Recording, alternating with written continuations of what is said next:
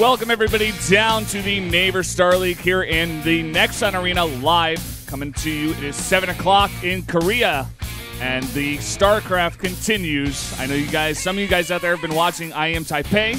You're coming over to this. I have been watching I Am Taipei all day long, Valdez, as well as yesterday, and man, I am loving it so much. So great to see Maynard out there again. And Todd, and obviously Apollo and Caleris. They're all doing a great job. I miss those guys a lot. Yeah, a lot of cool games as well. Some base trades I saw up there on Reddit. Really, really cool stuff.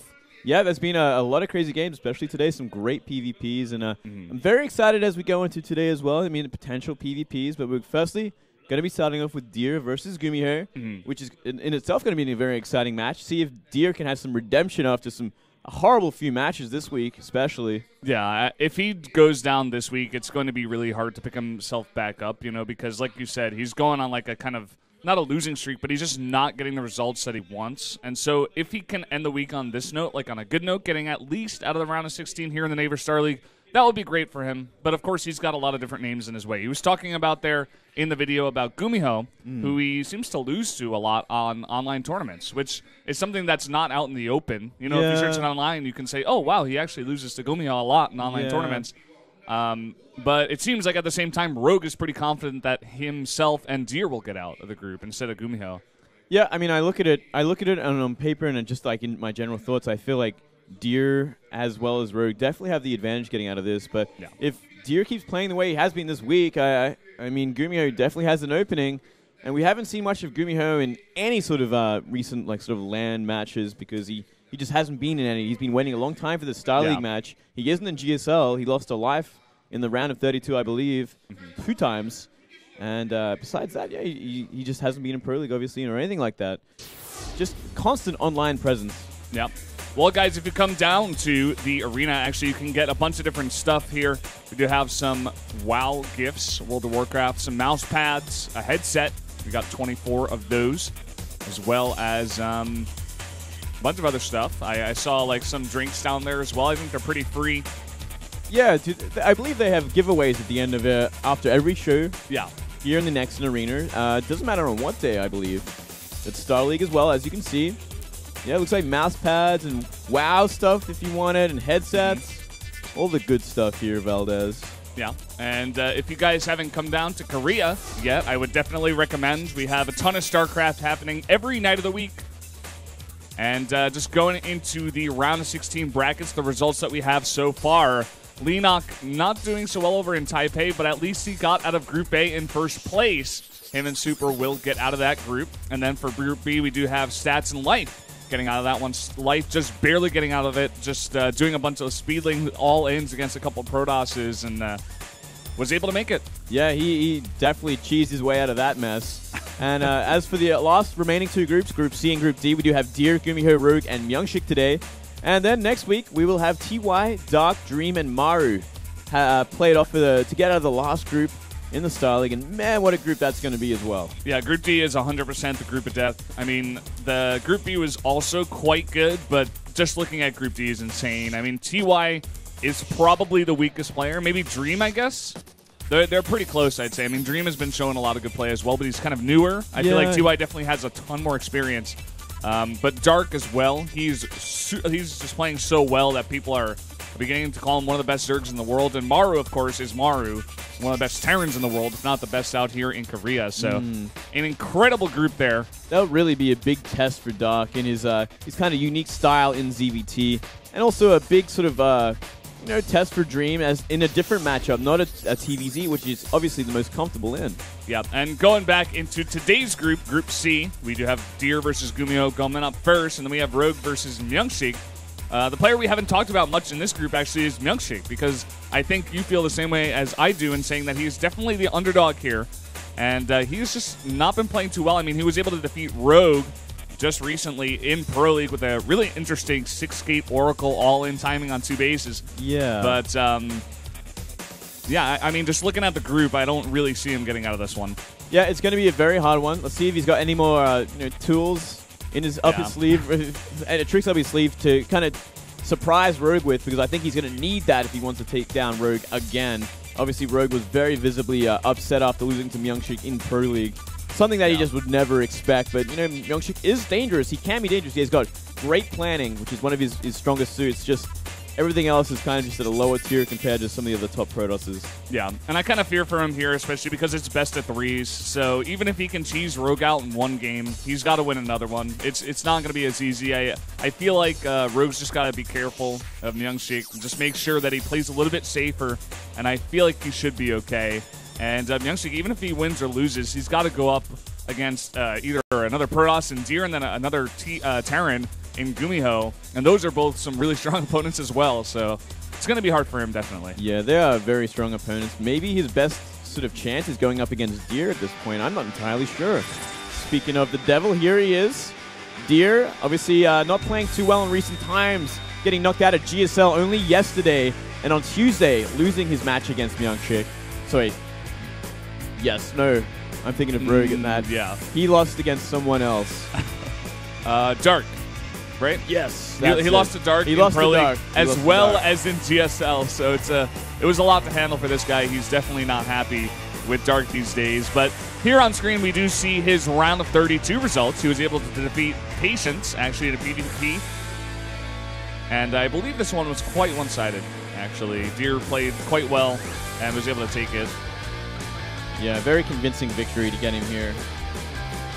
Let's see if he can repeat it. Beautiful force field there. Yeah. Yeah, just not showing the best games this week. Let's see if he can put the losses behind him there. Coming into today, his last chance in an individual league for this season at least. I wonder if he's actually scared of going up against Rogue. Because, you know, going down to Dark twice in a row, like on 2 separate days in multiple games, maybe he's just not having fun with that matchup. We saw he was 3-7 actually in his recent 10 games. And Rogue is definitely another really strong Zerg player, but we'll have to wait and see if Rogue can make it, if Deer can make it, or how that lines up. And over here on the other side is actually GuMiho. We're seeing his versus Protoss win ratio is 90% in the most recent 10 games. I'm not sure if that counts online tournaments. I'm thinking it might do if it's going to be that kind of record. He's been playing just about nothing but online tournaments in recent times. When I looked at his statistics in Aligalak, it was literally like 5 Lei Fang Cups in a row before like his Star League ladder, his Star League Challenger match. So this is how much this guy just plays online, which is good. I mean, it's great for practice, and it's good to always practice the competition matches, but still, like, you're kind of giving away everything you're going to be planning to do in real competitions and LAN. And I mean, it's just a lot of exposure that for a little reward, like a couple of $100 at most. It's never really worth it, I feel, compared to like doing well in one of these tournaments. Well, we're getting a look at his best of 5 here against SkyHigh. SkyHigh very famously good at TVT, but GuMiho was able to somehow break through that and make it to the round of 16 here. Yep, and defeating him 3-2 in a massive slug match. It's that is a huge achievement in itself as well. That was a great series, actually. I remember that one. So back and forth. I believe that's for Deer. Little sign there, fan sign cheering. And I'm just excited to get into this game, man. We've been having so much Starcraft these days. And I guess let's go first into the maps that have been banned and picked. So Deer bans Nimbus, not very surprising, banning Merry-Go-Round as well. And GuMiho does go with the Deadwing ban, makes sense, as well as Foxtrot Laps. Yep, they all just make sense for the race and what they want to play at. And King Sejong to start things off, obviously probably the most common TVP map we usually see these days. Great for drops, great for defending, getting the 3 base for Protoss. And then for Catalina, you know, another one of those kind of maps, good for drops, kind of good for Blinkstalkers. And then Overgrowth to finish things off. What do you think about Deer banning out Merry-Go-Round instead of Catalina? Because we've seen a lot of Protoss players just banning Nimbus and Catalina against Stern players. Yeah, that is true. I think it comes down to personal preference. And I mean, Catalina is obviously going to be trouble against sort of drops more than anything else, but you can kind of play similarly to King Sejong, where you go for Blinkstalkers, you play that defensive style. You can counterattack with Blinkstalkers and apply a lot of pressure to the Terran. I guess it just depends on the player as well. Speaking of that style, I actually love that style, the safe blink to the Robo. I hope we see some of that out of Deer here, because GuMiho is the fierce opponent. But guys, we're about to jump into Match 1, Set 1, game number 1 here between Deer and GuMiho. It's going to be on King Sejong Station for the Naver Star League. Let's jump into the game.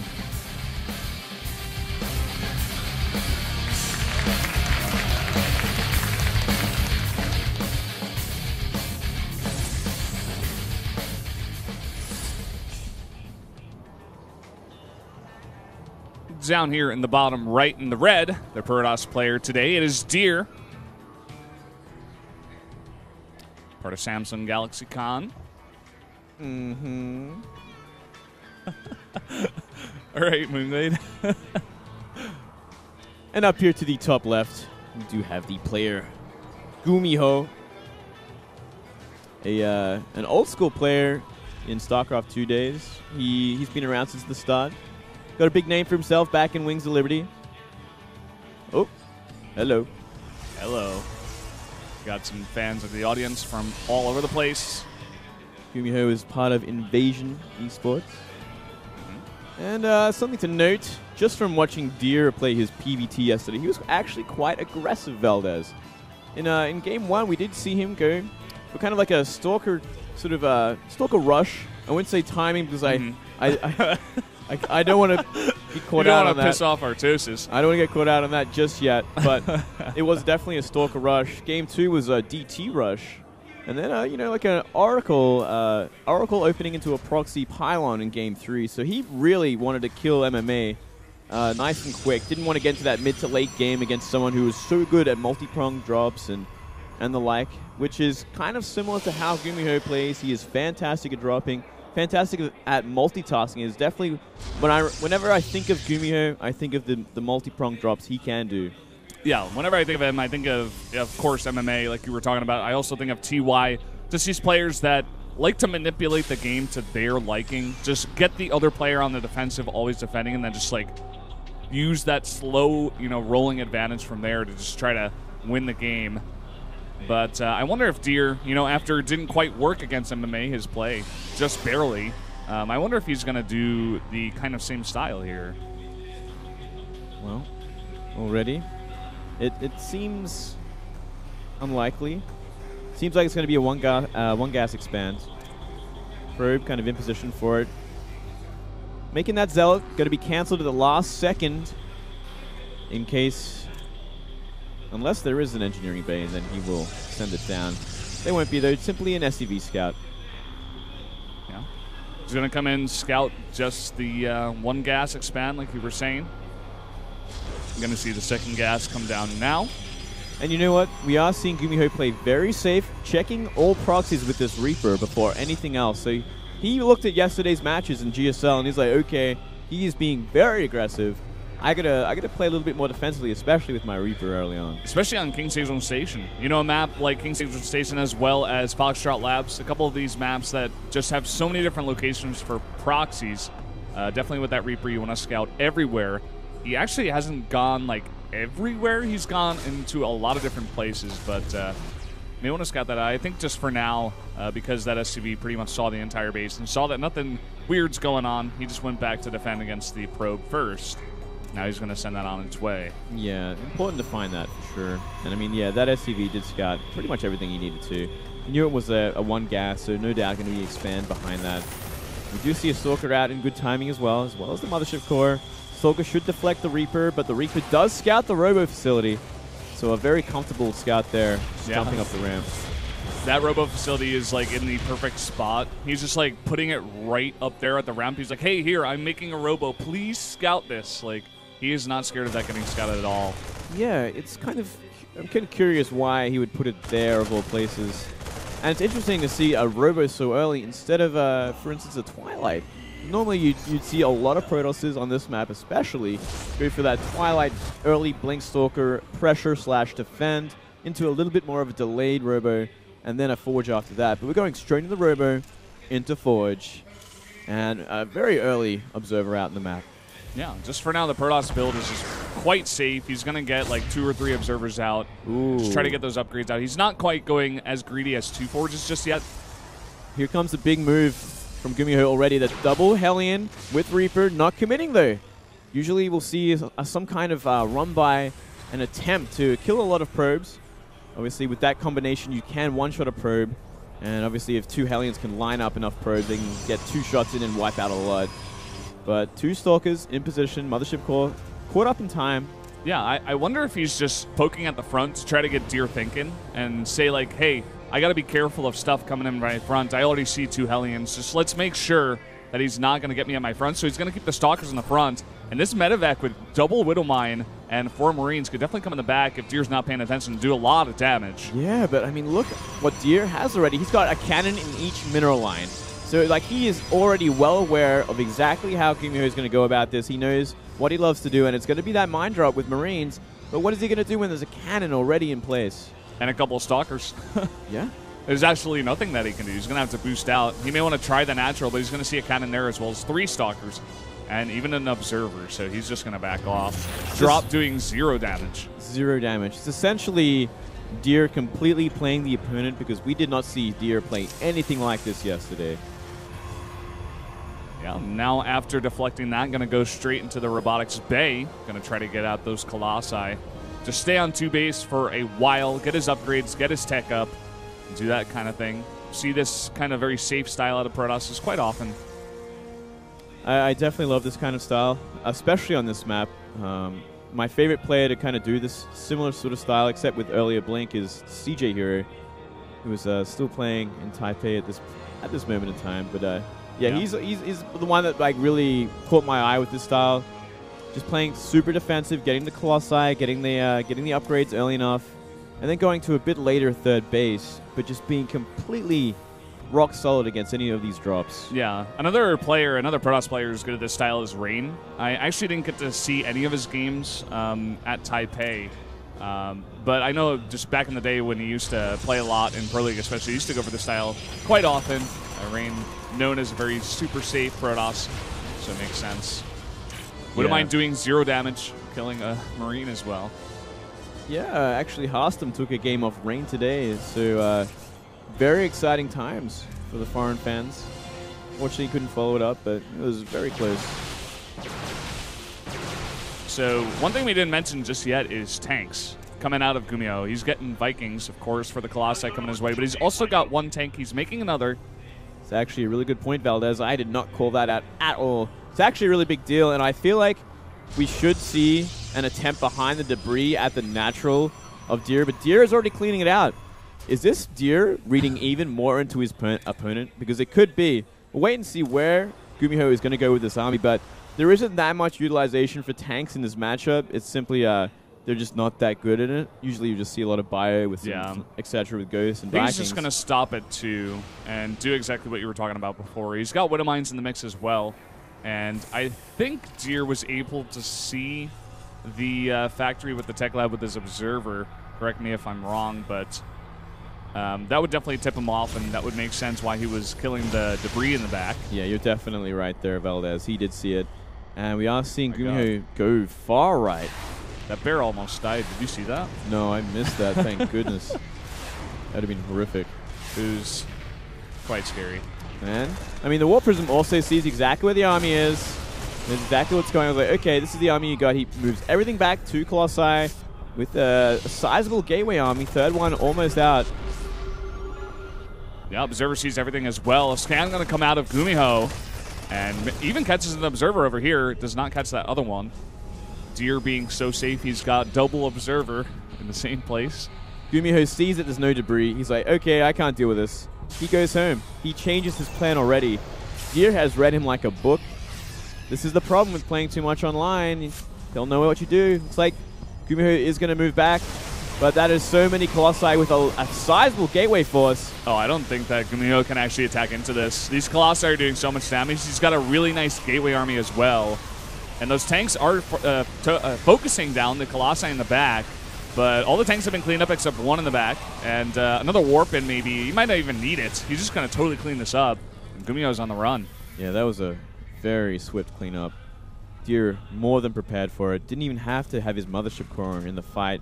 Simply left it between the main and natural. Double upgrades going at the same time. And that third is completely saturated. But granted, so is GuMiho's.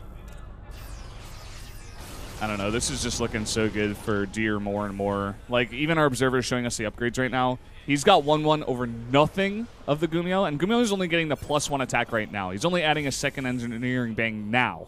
It's, like, super late. He's got that armory on the way as well, but we got 2-2 almost finishing up here for Deer. Deer definitely posturing up for a very strong late game. He's definitely got a lot of room to attack at any time he wants because he does have that solid upgrade advantage. It's going to last for at least the next 5 minutes. It's just ridiculous. And yeah, he is going to get 3-3, no doubt about that, very shortly, which is going to make it almost impossible for GuMiho to engage into this decently at the very least. Yeah. We see Deer actually stopping at only 2 Colossi. He's pretty much transitioned into Storm. I'm not sure if that's upgraded just yet. He does have the Templar Archives, and he has made 1 Archon. But after the 2 Colossi, he made 2 Immortals. He's getting a 3rd one as well. I think he's just trying to tailor his army kind of to be better against the tanks, get the Immortals in the front to tank all that damage. But as we see out of Gumio's army, I think he has not added any more tanks. He's just got 1. Yeah, ooh, Widowmine shot onto the Warp Prism into the main base. Going to get a nice drop-off. No turret to slow this down any further. And he's going to get some nice SCV kills. Yeah, nice focus here on the SCVs, actually. With the charge on the Zealots as well, they're really fast, and already 6 SCVs going down. Unfortunately, the Warp Prism will go down as well, but just doing some minor damage to the economy in the main. We got another 4 Zealots running towards the 3rd while he takes his 4th base over here. I really like what Deer is doing. He's in complete control, going for that Zealot Immortal Archon. After showing his Colossi early enough, so obviously GuMiho investing a lot into Vikings, going to be like, okay, I'm going to be ready for this composition, but it's going to be a composition he is not ready for. He's going to wish he had Ghosts for this army. Ooh, even hiding his army composition right now from that SCV. Even that Archon pretty much on the back, just killing it with 1 Zealot. Now GuMiho moving most of his army over towards the right. This may give Deer an opportunity here to get in a good position down this ramp. It looks like GuMiho is going to be waiting at the bottom, but will that even be enough? It is such a hard army to deal with. I mean, +3 armor is seconds away from finishing. 10 seconds to go. I think he should just wait for that, actually. He should wait for it. Maybe he hasn't realized yet. Okay, there we go. It has finished, and now he pushes forward. That tank not even getting 1 shot off. All those Vikings in the north against only 2 Colossi. But then again, the Colossi not doing much damage, and this is a huge ball of bio. It's actually going to push Deer back up that ramp. Yeah, it is a huge bio ball, that's for sure. And I mean, they find a bit more damage. Luckily, though, Deer did kind of regroup. And whenever they fight in the open field, I feel like Deer is just going to steamroll this, especially with more Zealots and Archons joining the army. Yeah. Just got to get another Warp in here. And not even going for Storm still. It's just this very tanky army here. +3 is about to finish now on the attack.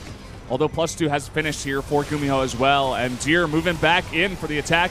Widowmine's only hitting that 1 Stalker in the front.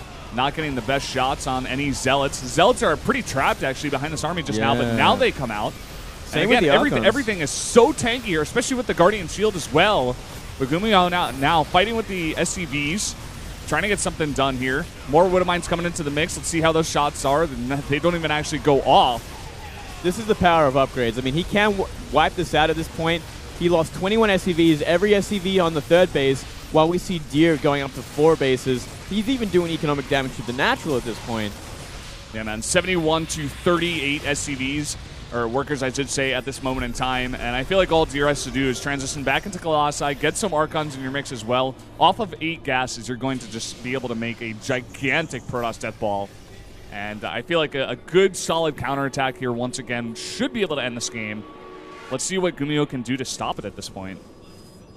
Well, he needs Ghosts more than anything else for this kind of composition. I mean, it's going to do so well against Zealots, Immortals, and Archons. Pretty much everything that's being made for this army. But obviously, Deer kind of manipulated GuMiho in a way that he would only make Vikings against the composition he thought he was going to be fighting, which is Colossi. Horribly mistaken. A little bit of a mistake from GuMiho not scouting just vigilantly enough. Nice hold position over here. 3 Immortals and some Archons in the front will do quick work of all those supply depots. He breaks down the wall. GuMiho's looking for an opening here, trying to get a concave around his buildings, but honestly, that 2nd orbital command is going to make his units bunch up into a time warp. He's got to be really careful here. Deer being super patient with this one, just getting some damage on that orbital, but he's got to be careful. That's a lot of bio once again. It's a very awkward position to fight in. I'm wondering if he should just go around the bottom way and like work his way up or something. SimCity isn't too bad with 2 command centers there. It looks like he's going to, no, not even going to commit to the south just yet. Yeah, Deer is being ultra patient, and another time warp comes down, and the Colossi from the bottom as well here. He's got 3 Colossi at this moment, only 1 in the fight right now. Another warp and a Zealots from the back here. Will it be enough? Those Immortals are doing a lot of damage, and now that the Colossi are in the mix without any Vikings to counter them, we're getting a ton of damage onto this Terran army, and the supply difference is beginning to show it. GG. Completely outclassed Valdez. That was a sick game by Deer. That was a sick stomping. He knew exactly what to expect from GuMiho from start to finish, and he crushed his soul, man. It could not be more one-sided. I think Deer, after last night, he's like, F this. I am practicing all day long. I am not getting kicked out of both Star